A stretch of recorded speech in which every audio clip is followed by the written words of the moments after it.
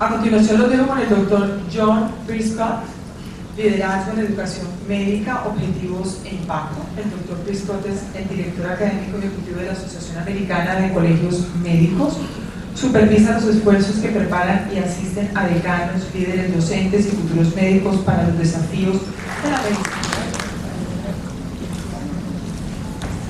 Thank you very, very much for the invitation to speak here today. I want to say thank you very much to FEPAFEM for the invitation and for the celebration. This is just wonderful.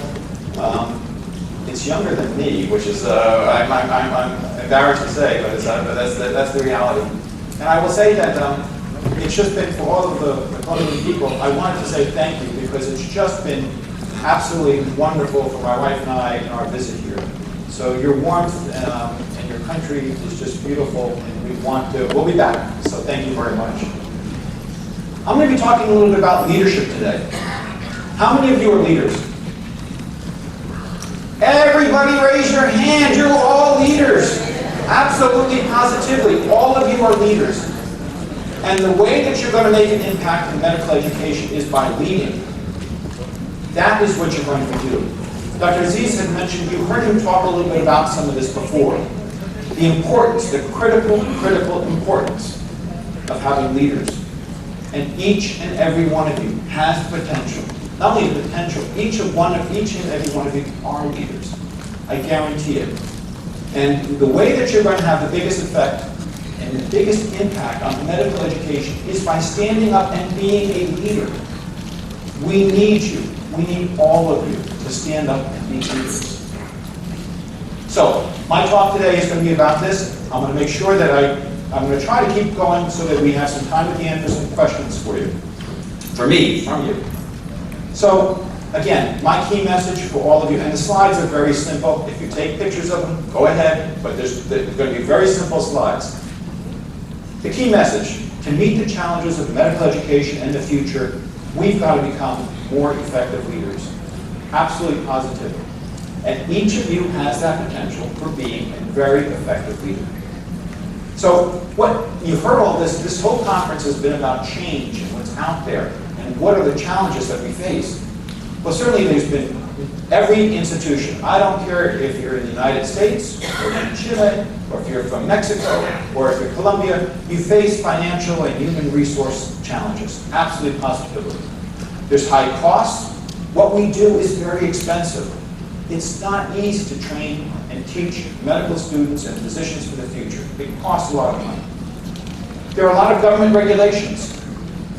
Every one of us has a government that we work with, and a lot of them have very strict regulations, and we have to follow those regulations. You've heard time and again about change and the speed in which technology is coming. And of course, that is challenging each one of us to keep up with it. And finally, we've got to do this continuous quality improvement. All the time, we want to get better. We want our institutions to get better. Why? Because we want to improve our education, we want to improve our research, we want to improve our clinical care, and as we've heard today, the social accountability, how we interact with our communities. So, we're going to talk about becoming great leaders. And what are those essential components that you have to become a great leader? So I have three main areas that we talk about for great leadership. One of them is organizational leadership. Another is called operational leadership. And the third component is people leadership. And I don't know, for me as an individual, as a physician, I've always been fascinated by this subject. I read books about leaders. That's something that I've always wanted to do, always have done. Dr. Aziz mentioned before the expense of medical school in the United States. Well, my wife and I come from big families, and we have that big expense. In my family, I have 3 brothers and 3 sisters. And my wife, who's a physician, she has 8 sisters and 7 brothers. Big family. So, we did is we joined the Army, and the Army paid our way through medical school, and we owed them time. And during that time period, I learned some things about leadership. I learned what was right. I also learned what was wrong. about leadership. But great leaders have these three things. And this is from a book by Anthony Bell. It's out there, and it's a book that's a little dated, 2010. But he talks about these three things and what it takes for great leadership, what it is in a very complex world. So, how to become an organizational leader? And this is probably one of the most important things is, do you have a vision? Do you have a vision, and can you articulate, can you say that vision in a very short period of time? If you are checking out, buying your groceries at a store, and the checkout person asks you, what do you do? Could you say in a couple of words what it is that you're trying to do, how you're trying to lead? Can you describe what you're doing in your medical education programs, what the purpose of those medical education programs is? So leaders have this clarity, and they can talk about their vision, and they do it frequently. And medical educators, however, I will tell you, I have worked with medical educators now for about 40 years. You do not speak clearly. You speak in medical education language. And if you're the dean, you don't understand some of that sometimes. You need to help us understand what you need. You have to set that vision and make it very clear for us. To be an effective leader, you've got to be a good operational leader. And this means that you need to learn some things, and Dr. Z's talked about these before, that are a little bit different. Not something that you get taught in medical school. It's not something you get taught a lot of ways. But you've got to understand about financial impact. When people used to come to me when I was the dean and say, we want to do a new project, and they describe the project, and it's a wonderful idea, they have never thought about how much it costs. And if they don't come into me with a plan about how much it costs, it's not going to go anywhere. So it's important to understand, how does this fit in? Maybe we save money. Maybe it's a good investment because the return on the investment is going to be so high. We want to know something about how you have to have evidence for making the change. What is it that you can tell us that is important about this? And if you can, if you can understand how your role fits into the overall role of your school, of your institution, then it becomes so much easier. But these are not things that you have to work at this. All of you have to work. If you want to become more effective as medical educators, you have to work at these kind of things with being a leader. Effective leadership also takes in being a people leader. This is probably the most important. I talked to a colleague a little while ago, and she said to me one of the most important things was, how do you inspire people as a leader? And I think that this is an incredibly important aspect. How do you inspire people? Well, they've got to see what you do. If what you say, you stick to your word. Do you say things that make sense? Do you accept responsibility? A leader is a person who always gives credit to others and accepts responsibility when things are not going well. The other day, FEPAFEM gave an award to Dr. Raimundo Jimenez. This is a very high award, very prestigious award. And in his acceptance speech, he said, it's not about me, it's about my team. They're the ones who ought to be getting the award. That's the leader you want to work for. That's the leader that's out there.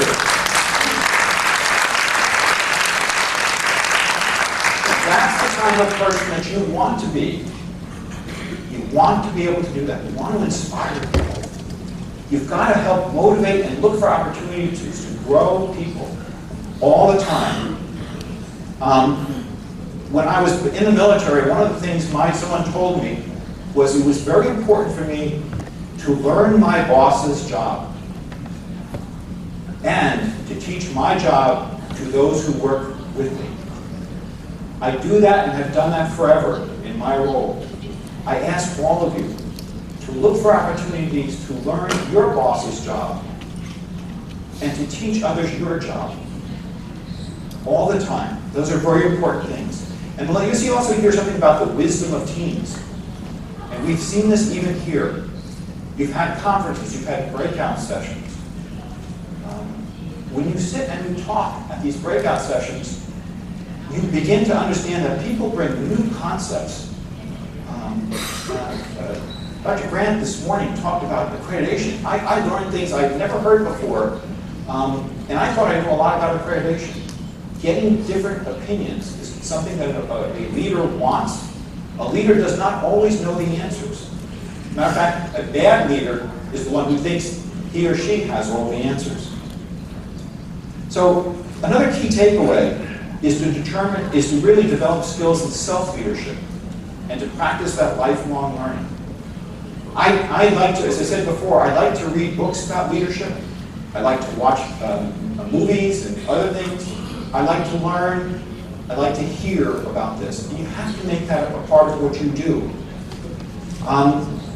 I would also suggest to you that you attend sessions like this or other ones where they talk about leadership and about how you can actually leverage these mentor relationships. If you don't have a mentor, find one. You should find one, and you should serve as a mentor. You say, well, what can I teach? Well, I don't know. When I was a young boy, I was something in the Boy Scouts. And when I was in the Boy Scouts, they would teach you, I would teach another scout how to do things. And as I got older, and they would teach other things. The idea is always teaching. You do this with your children. You do this with others. But the idea is that as you continue to work and be a mentor, there's wonderful things to do.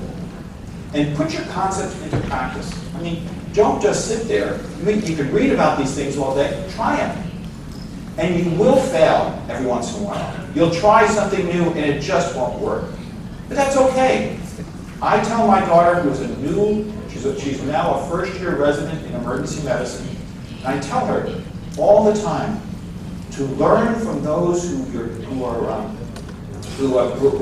great physicians, great teachers, physicians, and learn from those who are not, and decide those are the qualities I want to bring in, and those are the qualities I don't want to take. Important for you to do. This is a tough one, holding yourself accountable. And this is very tough for all of us. It's none of us likes to say we were wrong.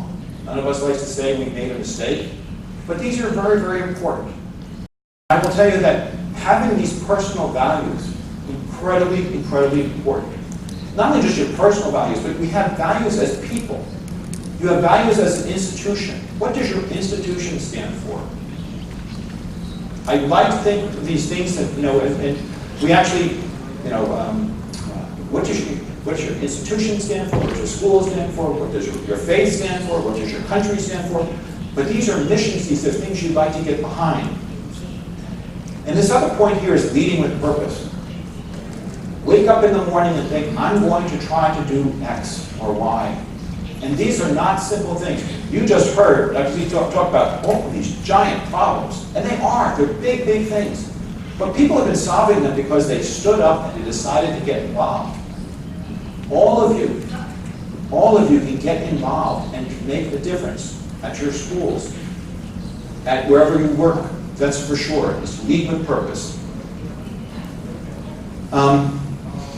Okay, I know I've had to sit here and look at behaviors that have hindered my performance as a leader. Sometimes I don't listen well. My wife tells me that a lot, so I need to continue to do that. You need people who can give you honest feedback. That is incredibly important. Have colleagues that can do this, give you feedback. Everything from how you do a presentation to how you said something in a meeting or way you do it. And always do this thing about leveraging your formal, informal mentorship challenges to challenge your perspectives. And that final point, and you've seen it again and again, I keep saying this lifelong learner. You've got to be a lifelong learner. It's nothing, I mean, I'd love to say that now I'm an established leader. No, I've got things that I still need to learn. Absolutely, positively, all the time. Although I've held leadership positions. As a matter of fact, talking about leadership positions, let me say that for a second. Because someone sits in a leadership position, that does not make that person a leader. I'm seeing a lot of people smiling and shaking their heads, yes. That's true. Just because someone has a title, chair, professor, dean, president, it doesn't make them a leader. It's what they do. It's their actions. It's who they are as a person that makes them a leader. And all of you have that opportunity to stand up and to be a leader. Absolutely, positively. So, to meet the challenges of the future, medical educators must become more effective leaders. Now, that's it. It was simple. It's over. I will gladly take any questions if any of you have, or comments or observations. Thank you.